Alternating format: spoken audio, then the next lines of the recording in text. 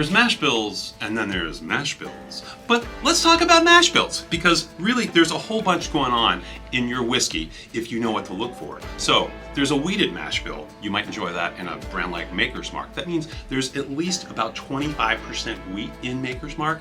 Very creamy, sweet mouthfeel when you have wheat in the mash bill. Really fun. There's a low rye mash. Walcott's got that. It means less than 20% rye. So you're gonna get a little bit of spice, a little bit of dark fruit, but not overpowering, okay? Then there's the high rye. Guess what you're gonna get? A lot of spice, a lot of really great dark fruit. This would be super in a Manhattan, something big where you're mixing and you really wanna get that kick.